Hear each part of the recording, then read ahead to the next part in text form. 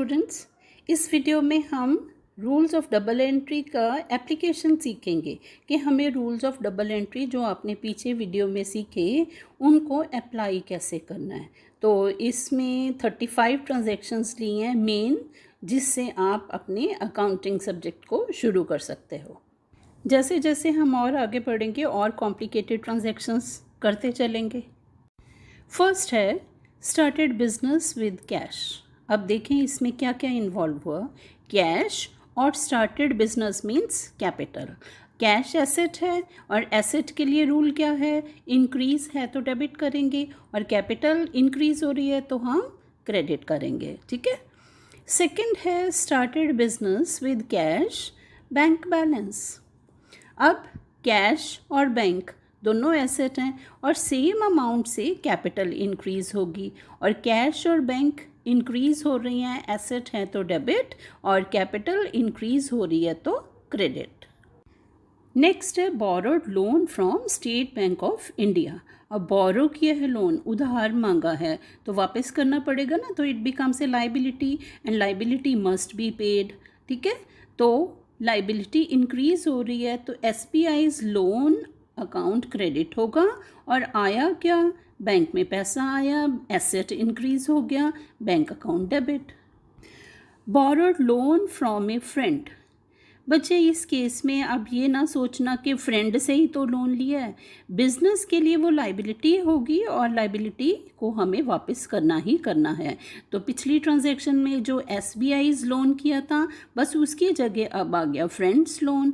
Bank में वैसे ही पैसा आया तो बैंक अकाउंट डेबिट होगा और फ्रेंड्स लोन अकाउंट क्रेडिट होगा। नेक्स्ट है परचेज मशीनरी फॉर कैश। अब मशीनरी बिजनेस ने खरीदी, मशीनरी एसेट है, इंक्रीज होगी तो डेबिट होगी और कैश डिक्रीज होगा और कैश एसेट है तो क्रेडिट होगा। Purchase machinery for cash payment made by cheque. तो पिछली ट्रांजैक्शन की तरह मशीनरी अकाउंट तो अब भी डेबिट ही होगा, लेकिन कैश के बजाय क्योंकि चेक से पेमेंट होती है बैंक से जाएगा पैसा तो बैंक अकाउंट क्रेडिट, क्योंकि बैंक हमारा एसेट है ना जो कम हो रहा है तो bank account credit. Next transaction आ गई purchased furniture payment made by accepting a bill of exchange. बच्चों आपको याद होगा अकाउंटिंग टर्म्स में हमने बिल ऑफ एक्सचेंज की बात भी की थी। तो ये एक ऐसा इंस्ट्रूमेंट है, डेट इंस्ट्रूमेंट है जो हमें साइन करना पड़ता है अगर हम किसी से कुछ उधार लेते हैं ताकि हमें वो क्रेडिट पीरियड मिल जाए। ठीक है। तो इस केस में क्या होगा, हमारी लाइबिलिटी क्रिएट हो गई तो बिल्स पेएबल अकाउंट को क्रेडिट करेंगे और जो एसेट इंक्रीज हो रहा है उसके लिए फर्नीचर अकाउंट को डेबिट करेंगे। नेक्स्ट ट्रांजैक्शन आ गई purchased goods 50% payment made by cheque. अब जितने के भी आपने गुड्स खरीदी उसके लिए परचेजेस अकाउंट को डेबिट करोगे फुल अमाउंट के लिए और 50% पेमेंट मेड बाय चेक। अब उसका जो आधा अमाउंट होगा वो आप बैंक अकाउंट से क्रेडिट करोगे क्योंकि बैंक आपका एसेट है और बाकी 50% इट मीन्स आपने अभी पे नहीं किया तो जिससे भी आपने खरीदा वो पार्टी आपकी क्रेडिटर बन गई तो आपने उसके नाम से ये लाइबिलिटी को क्रेडिट करना है। नेक्स्ट ट्रांजैक्शन आ गई goods purchased on credit now return. बच्चों जब क्रेडिट बेसिस पे गुड्स खरीदी बेची जाती हैं तो बहुत केसेस में डिफेक्टिव गुड्स वापस करने की प्रोविज़न रहती है। तो हमने ऐसे ही गुड्स वापस की अपने क्रेडिटर्स को, तो क्रेडिटर्स लाइबिलिटी क्रिएट हुई थी ना, अब वो लाइबिलिटी कम हो जाएगी अगर हम उनका कुछ सामान वापस कर देंगे। तो क्रेडिटर्स अकाउंट डेबिट होगा और परचेज रिटर्न अकाउंट क्रेडिट होगा क्योंकि जो गुड्स हमने वापस किए ना वो जब मांगी थी, जब परचेज़ की थी तो हमने परचेज़ अकाउंट को डेबिट किया, अब उसी में से वापस हो रहा है तो हमने उसका नाम रखा परचेजेस रिटर्न अकाउंट जिसे हम क्रेडिट करेंगे। बच्चों हमने रूल्स डबल एंट्री के 2 किस्म से किए हैं। अभी तो इंक्रीज और डिक्रीज इन एसेट और लाइबिलिटी को हम डिस्कस कर रहे हैं, लेकिन 9th ट्रांजैक्शन के केस में अगर हम ट्रेडिशनल क्लासिफिकेशन की बात करें, रियल, पर्सनल और नॉमिनल अकाउंट की बात करें, तो creditors in this case is a personal account, तो डेबिट द रिसीवर, तो हम क्रेडिटर्स अकाउंट को डेबिट करेंगे। और परचेज रिटर्न कहाँ से हो रही है, गुड से हो रही है ना, तो रियल अकाउंट वाला रूल चला जाएगा कि credit word goes out, purchase return account will be credited. Next transaction आ गई सोल्ड गुड्स फॉर कैश। अब गुड्स जा रही हैं और कैश आ रहा है, ठीक है ना, कैश भी एसेट है, गुड्स भी एसेट है, तो एक एसेट कम हो रहा है, एक एसेट इंक्रीज हो रहा है, तो कैश अकाउंट इंक्रीज हो रहा है डेबिट, और गुड्स अकाउंट डिक्रीज हो रही है, तो sales account credit. Sold goods on credit, अब ये हम उधार दे रहे हैं, उधार देने से क्या होगा, जो पर्सन हमारी पेमेंट नहीं करेगा उसे हम डेटर मानेंगे, तो डेटर्स अकाउंट एसेट है, इंक्रीज होगा, डेबिट होगा, और इधर वही गुड्स गई, गुड्स के लिए सेल्स अकाउंट क्रेडिट होगा। अब नेक्स्ट है sold goods 50% payment received in cash. अब जो पेमेंट आ गई उसके लिए हम कैश अकाउंट डेबिट करेंगे, और जो पेमेंट नहीं आई तो हम उस पर्सन को डेबिट करेंगे जिसने पेमेंट अभी देनी है, तो cash account debit, debtors account debit, sales account credit. Next transaction payment of an instalment of State Bank of India's loan. अभी पीछे हमने एक ट्रांजैक्शन की थी जिसमें SBI से हमने लोन लिया था, ठीक है ना, तब लाइबिलिटी इंक्रीज हुई थी, और अब हम एक इंस्टॉलमेंट पे करेंगे, वापस करेंगे पैसा, तो वो लाइबिलिटी डिक्रीज हो जाएगी, और पैसा कहाँ से जाएगा, बैंक से जाएगा, तो एसेट डिक्रीज हो रहा है और लाइबिलिटी डिक्रीज हो रही है, तो SBI's लोन अकाउंट डेबिट होगा और बैंक अकाउंट क्रेडिट होगा। नेक्स्ट है bills receivable received from A debtor. एक डेटर ने हमें बिल्स रिसीवेबल भेज दिया, तो अब वो डेटर्स वाला एसेट कम हो गया और बिल्स रिसीवेबल एक और एसेट क्रिएट हो गया, तो ये क्रिएट हो गया मीन्स इंक्रीज हो गया, तो बिल्स रिसीवेबल अकाउंट डेबिट होगा और डेटर्स अकाउंट क्रेडिट होगा। 15th ट्रांजेक्शन हो गई डिपॉजिटेड इनटू कैनरा बैंक। अब कैनरा बैंक है, हमारा एसेट बनेगा, और एक एसेट इंक्रीज हो रहा है और एक एसेट डिक्रीज हो जाएगा, कैश जमा करवा रहे हैं ना, तो cash account will be credited and Canara bank account will be debited. Next transaction हो गई withdrew from bank for office use. Bank account हमारा एसेट है, उसमें से कुछ पैसा हमने ऑफिस यूज़ के लिए निकाल लिया, तो वो कैश में आ जाएगा, तो एक एसेट इंक्रीज हो गया, एक एसेट डिक्रीज हो गया, cash account debit, bank account credit. Withdrew from bank for domestic use. बच्चे हमने बेसिक टर्म्स में किया है, जब भी डोमेस्टिक यूज़ या पर्सनल यूज़ के लिए पैसा निकले तो हम उसको ड्राइंग्स बोलते हैं, तो ड्राइंग्स अकाउंट डेबिट, क्योंकि कैपिटल डिक्रीज हो रही है ना, तो ड्राइंग्स अकाउंट डेबिट, और बैंक अकाउंट एसेट है, डिक्रीज हो रहा है, credit. Payment of wages rent by cheque. अब वेजेस और रेंट क्या हैं, एक्सपेंसेस हैं, और एक्सपेंसेस के लिए रूल क्या किया है, एक्सपेंसेस आर डेबिटेड, तो वेजेस अकाउंट भी डेबिट होगा, रेंट अकाउंट भी डेबिट होगा, और पेमेंट मेड बाय चेक है, तो हमारा कौन सा एसेट डिक्रीज हो रहा है, बैंक अकाउंट डिक्रीज हो रहा है, तो क्रेडिट। नेक्स्ट ट्रांजेक्शन आ गई return to friend loan borrowed from him by cheque. वो हमने पीछे एक ट्रांजैक्शन की थी कि फ्रेंड से लोन मांगा, ठीक है ना, तो लाइबिलिटी इंक्रीज़ हुई थी, अब हम वो लोन वापस कर रहे हैं तो लाइबिलिटी डिक्रीज़ हो जाएगी, तो लाइबिलिटी डिक्रीज़ होने के लिए हमें डेबिट करना है, और उसके बदले में क्या जा रहा है, बैंक से पैसा निकल के जा रहा है, ठीक है ना, तो हमारा वो बैंक वाला जो एसेट है वो डिक्रीज़ हो रहा है, तो लाइबिलिटी डिक्रीज़ हुई, तो हमने लाइबिलिटी को फ्रेंड्स लोन अकाउंट को डेबिट किया, और एसेट डिक्रीज़ हो रहा है, हमने बैंक अकाउंट को क्रेडिट किया। नेक्स्ट है बैड डेट्स। अब कोई बैड डेट्स हो गए। अब बैड डेट्स कौन से होते हैं, याद है आपको बेसिक टर्म्स में किया था ना, वो डेटर्स जो कुछ पेमेंट हमें नहीं करते।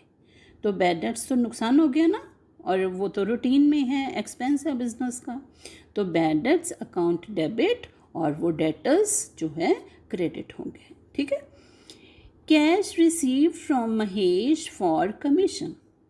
बच्चों यहाँ पे बहुत अच्छे से देखना है कि महेश से जो पैसा मिला है वो महेश की जगह कोई रमेश होता तब भी वही एंट्री होती, अगर कोई अंकित होता तब भी वही एंट्री होती, रामू होता तब भी वही एंट्री होती। ठीक है।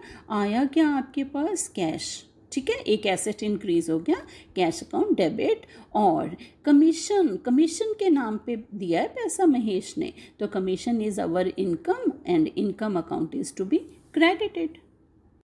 नेक्स्ट है रिसीव्ड रेंट। बच्चों रेंट जो है ये किसी फिजिकल फॉर्म में नहीं आ रहा, रेंट कैश के फॉर्म में आ रहा होगा या बैंक में आ रहा होगा। ठीक है ना, तो रेंट इनकम है, cash account debit, rent account credit. Goods returned by our customers. जैसे पीछे एक ट्रांजैक्शन हमने की कि हमने गुड्स अपने सप्लायर को, अपने क्रेडिटर को वापस कर दी। सिमिलरली हमारे कस्टमर भी तो सामान वापस कर सकते हैं। तो सेल्स रिटर्न अकाउंट डेबिट और debtors account credit. Next transaction हुई collection of cash from debtors after discount. बच्चे अभी हमने कई किस्म के डिस्काउंट की बात करनी है, तो इस केस में क्या हो रहा है, कैश अकाउंट इंक्रीज हो रहा है, एसेट इंक्रीज हो रहा है, लेकिन वो कुछ खर्चा काट के, ठीक है ना, हमें अपने डेटर्स को डिस्काउंट अलाउ करना पड़ गया, तो डिस्काउंट अलाउड अकाउंट को भी डेबिट करेंगे क्योंकि ये एक एक्सपेंस है। ठीक है, और डेटर्स को फुल अमाउंट से हम क्रेडिट करेंगे। Payment to creditors after discount, बिल्कुल ऊपर वाली ट्रांजैक्शन जैसे ही है, लेकिन अब हमें पेमेंट करने पे डिस्काउंट मिल रहा है। ठीक है, तो क्रेडिटर्स लाइबिलिटी थी, लाइबिलिटी अब कम हो जाएगी, फुल अमाउंट से हम क्रेडिटर्स अकाउंट को डेबिट करेंगे और जितनी पेमेंट की उतना कैश अकाउंट क्रेडिट करेंगे, और जितनी हमें डिस्काउंट का अमाउंट मिला वो हमारी इनकम बन गई और हम डिस्काउंट रिसीव्ड अकाउंट को क्रेडिट करेंगे। नेक्स्ट ट्रांजैक्शन हो गई डेप्रिसिएशन ऑन एसेट। बच्चों याद रखना ये एक नॉन कैश ट्रांजैक्शन होती है, सिर्फ बुक एंट्री हो रही है। ठीक है ना, और इससे क्या होता है, बेसिक टर्म्स में किया कि एसेट की वैल्यू कम हो जाएगी और डेप्रिसिएशन को हम एक्सपेंस मानेंगे, तो डेप्रिसिएशन अकाउंट डेबिट होगा और एसेट अकाउंट क्रेडिट। बिल्कुल डेप्रिसिएशन का ऑपोजिट केस है एप्रिसिएशन। कुछ एसेट्स की वैल्यू इंक्रीज भी हो सकती है, तो इस केस में एसेट इंक्रीज होगा तो एसेट अकाउंट डेबिट और appreciation account will be credited.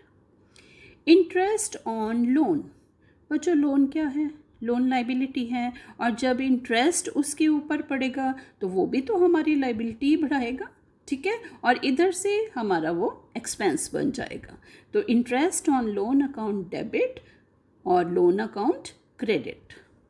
Interest on bank deposit, ये ऑपोजिट बात हो गई। अब ये जो इंटरेस्ट मिलेगा ये हमारी इनकम हो जाएगी, और कहाँ डलेगा ये इंटरेस्ट, बैंक अकाउंट में पैसा डल जाएगा, तो bank account debit, interest account credit. Next item है आउटस्टैंडिंग एक्सपेंसेस। बच्चों ये एक एडजस्टमेंट हम करते हैं, डिटेल में आप इसकी और ज़्यादा आगे करेंगे। एक्सपेंसेस अकाउंट डेबिट, क्योंकि एक्सपेंस है ऑलवेज डेबिटेड, और आउटस्टैंडिंग एक्सपेंसेस है लाइबिलिटी बनेगी तो credit. Expenses paid in advance. अब जब हम ऐसे एक्सपेंसेस जो कि ड्यू डेट से पहले पे कर रहे हैं इनकी पेमेंट करते हैं तो निकलेगा क्या, कैश या बैंक। ठीक है, और हम ऐसे एक्सपेंसेस को बोलते हैं प्री पेड एक्सपेंसेस। तो प्री पेड एक्सपेंसेस हमारा एसेट बन जाएगा, डेबिट करेंगे और कैश अकाउंट को क्रेडिट करेंगे। अक्रूड इनकम, ये बच्चों ट्रांजैक्शन के तौर पे नहीं हमें दिख रही, हमें एक आइटम के तौर पे दिख रही है। तो हम क्या करेंगे, इनकम अकाउंट को क्रेडिट करेंगे और अक्रूड इनकम बेसिक टर्म्स में हमने मीनिंग किया था ना, तो ये हमारी वो इनकम है जो मिलने वाली है, तो हमारा एसेट है, एसेट इंक्रीज होगा तो अक्रूड इनकम अकाउंट डेबिट होगा और इनकम अकाउंट क्रेडिट होगा। नेक्स्ट है income received in advance, time से पहले हमें अपनी इनकम ले ली तो कैश अकाउंट इंक्रीज होगा डेबिट, और income received in advance account will be credited. उसका रीज़न क्या है कि हमारी एक लाइबिलिटी बन गई, हमें अभी ये पैसा लेने का हक नहीं था लेकिन हमने ले लिया। Withdrew goods for personal use, business में से पर्सनल यूज़ के लिए कुछ भी निकलेगा तो हम उसको ड्राइंग्स बोलते हैं, तो ड्राइंग्स कैपिटल को कम कर देती हैं, तो ड्राइंग्स अकाउंट डेबिट। और कहाँ से निकली वो गुड्स, परचेजेस में से, सेल नहीं ना हो रही, ये सेल तो हो ही नहीं पाएगी तो हम इसको परचेज में से ही माइनस करेंगे, तो purchases account credit. Last transaction है बच्चों अब की, गुड्स गिवन एज चैरिटी, हमने किसी दान दक्षिणा के तौर पे गुड्स को दे दिया तो चैरिटी अकाउंट डेबिट और परचेजेस अकाउंट क्रेडिट, क्योंकि ये परचेज सेल नहीं बनेगी, हमने परचेज को कम कर दिया। यस स्टूडेंट्स, अब ये 35 ट्रांजैक्शंस जो हैं सारी की सारी बेसिक ट्रांजैक्शंस हैं और आपका जो आगे अकाउंटिंग का सब्जेक्ट है काफ़ी हद तक इन्हीं ट्रांजैक्शंस के इर्द गिर्द घूमना है, और जितनी भी एडवांस्ड ट्रांजैक्शंस आएंगी सारी इन्हीं के साथ रिलेटेड होंगी। डोंट वरी, इनको आप अच्छे से दोबारा से सुनो समझो और अकाउंटेंसी मुश्किल नहीं लगेगी, ठीक है। अगर आपको ये वीडियो ठीक लगी, समझ आ गई तो चैनल सब्सक्राइब करना मत भूलना। Thank you.